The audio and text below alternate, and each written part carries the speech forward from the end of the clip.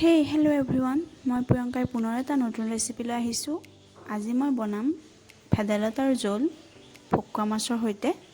অতি সহজ ৰেচিপি হয় আৰু স্বাস্থ্যৰ কাৰণে উপকাৰী হয়। তেন্তে আপোনালোকে ভিডিঅ'টো চাই থাকক মই কেনেদৰে বনালোঁ। মাছখিনিত মই নিমখ হালধি সানি লৈছোঁ। এতিয়া মাছখিনি মই ভাজিম ভালদৰে।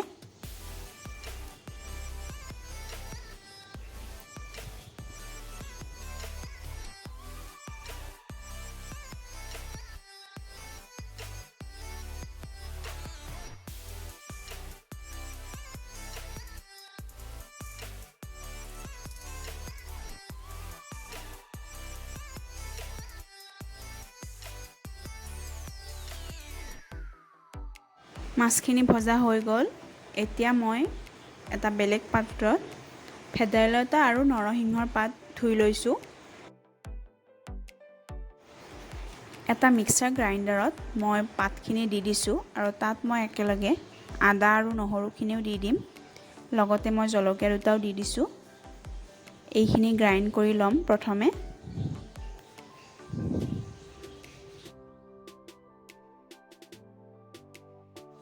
এইখিনি হৈ গ'ল পিছা। এতিয়া মই বেলেগ এটা পাত্ৰত ওলাই লৈছোঁ।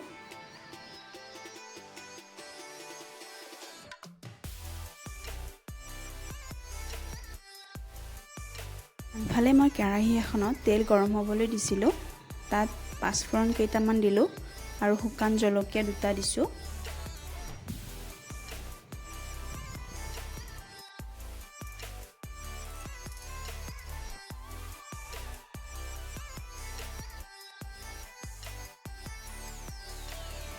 এটা পিঁয়াজ কাটি দিছোঁ আৰু ইয়াতে মই কেইফুটামান নহৰু দি দিম।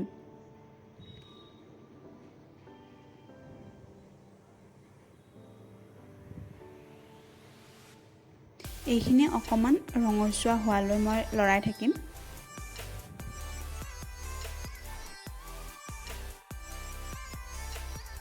ইয়াতে মই এটা আলু কাটি দিছোঁ। আপোনালোকে ইচ্ছা কৰিলে আলুটো নিদিবও পাৰে। আলুখিনি ভালদৰে ভাজি ল'ম।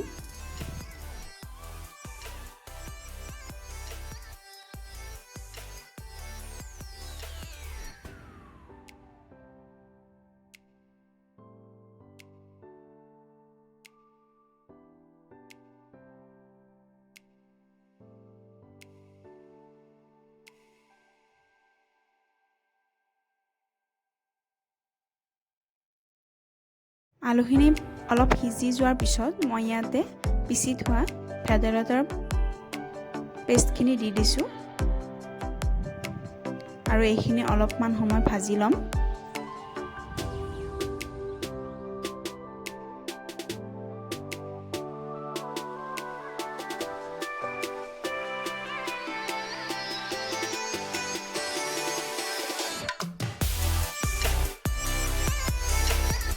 এতিয়া মই ইয়াতে প্ৰয়োজন অনুসৰি পানী দি দিম।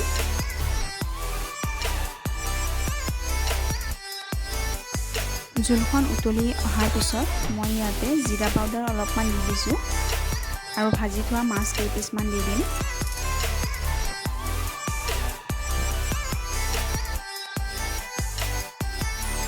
এতিয়া জোলখন অলপ সময় উতলিবলৈ দিম আৰু ইয়াৰ পিছতেই মোৰ জোলখন ৰেডি হৈ যাব।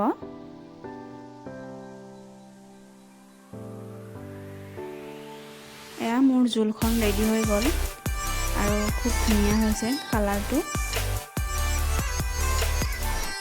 কোনোবাই যদি এইখন জোল খাই পোৱা নাই নিশ্চয় খাব আৰু এবাৰ খালে খাই থাকিবই মন যাব। তো ট্ৰাই কৰিব এবাৰ। ভিডিঅ'টো যদি ভাল পাইছে লাইক কৰিব, কমেণ্ট কৰিব আৰু মোৰ চেনেলত যদি নতুনকৈ আহিছে ছাবস্ক্ৰাইব কৰি যাব। ধন্যবাদ।